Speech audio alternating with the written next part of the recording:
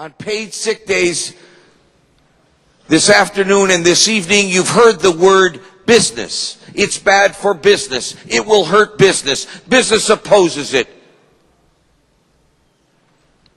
And oftentimes I must concede, with my apologies to my own members, I sometimes admonish them for even using the word business.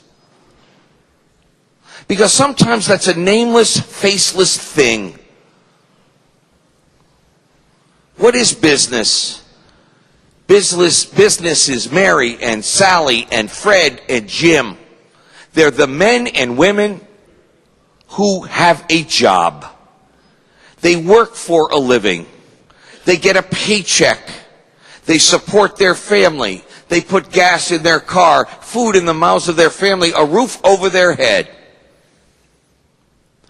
When we as a legislature make the business environment a negative environment, a not desirable environment here in our state, businesses leave our state. But that means Fred and Mary and Sally and Jimmy and Jane are out of a job. Now, we used to say that a lot, and because we enjoyed many years with good times, it sort of didn't mean much. Well, yeah, that was too bad.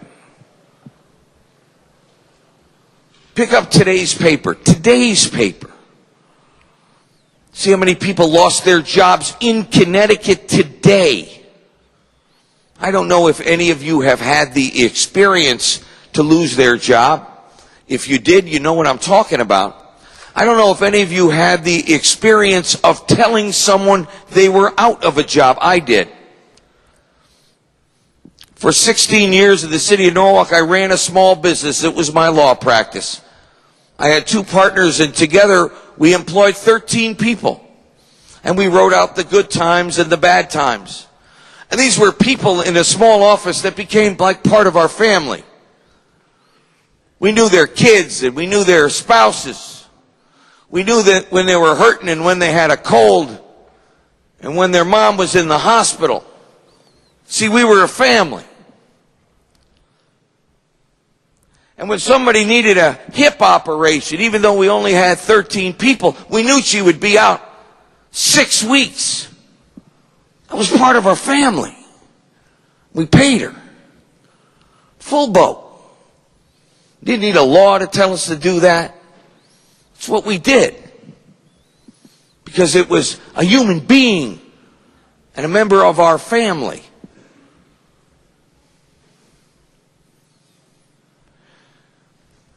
I would agree that not every employer is of the same mind. There are some that care only about the bottom line. There are some that don't care about your hip replacement or your knee replacement, or that your kid has the flu, or that you were up all night with 104 fever. No, there's some people that don't care about that. But there's a lot of people who do. And right now, at this time, when people are losing their jobs by the hundreds and thousands, not across the country, folks, in our state,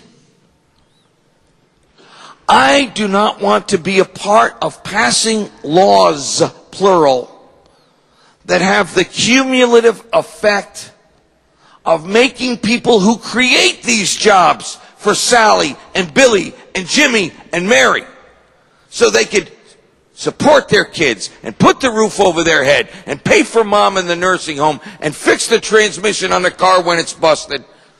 And by the way, volunteer for the Little League and the PTO Council and church or synagogue.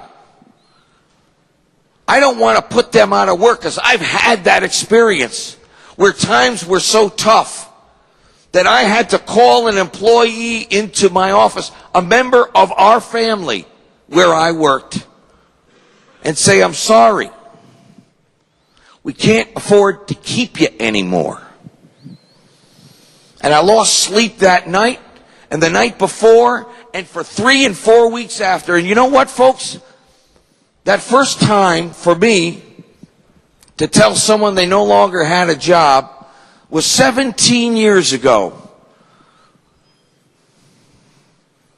And I swear to you, there is not a day that goes by that I don't remember and relive those words to that person. And those are the times that we're living in now, unlike any we've ever seen before.